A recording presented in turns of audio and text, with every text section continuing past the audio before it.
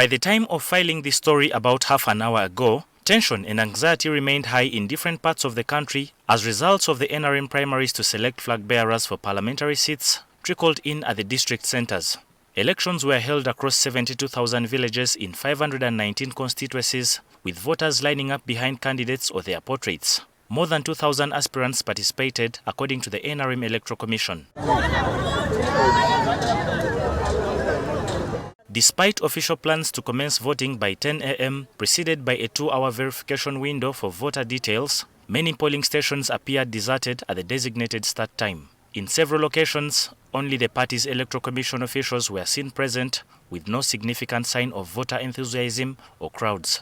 However, as polling got underway, the situation within the Kampala Metropolitan area painted a rather disappointing picture. The spirit of participation that typically characterizes NRM primaries was noticeably lacking, with low voter turnout registered across all 5 city divisions of Kampala Central, Rubaga, Makindye, Nakawa and Kawempe. The trend stretched even further into Wakiso District, affecting areas such as Entebbe Municipality. Nonetheless, polling did proceed in most of the designated stations.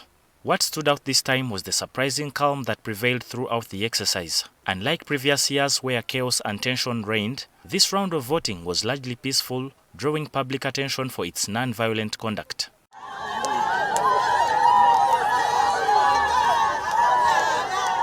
But the low turnout sent shockwaves within the party's leadership.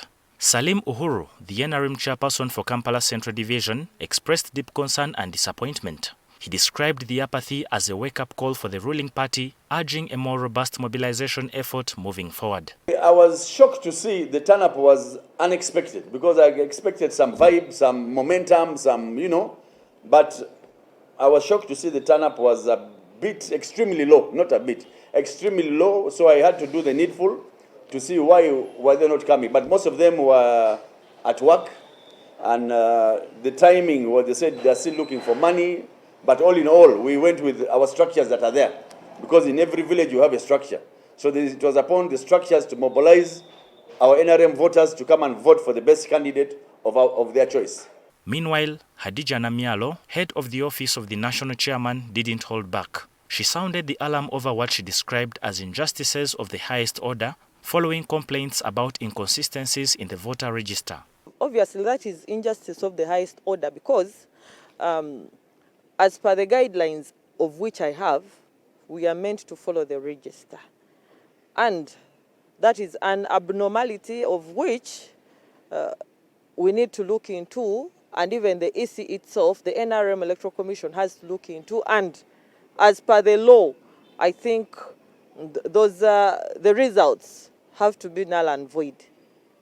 Because if we don't follow the register, that means that we are doing something different. And that brings confusion, because we have had what has been happening in other areas whereby people are fighting, there are canes, there are bullets. And the party introduced the voting by lining up method in 2020 to avoid a repeat of the chaotic scene of the 2015 primaries. Today's primaries were not just a litmus, but also a moment of reckoning.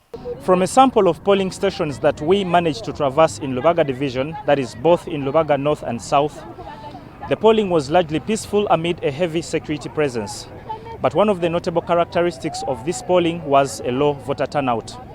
With what we've just witnessed today, the question remains whether the polling will also be peaceful in the forthcoming 2026 general elections, when the NRM competes alongside other political formations. David Ijjo, NTV.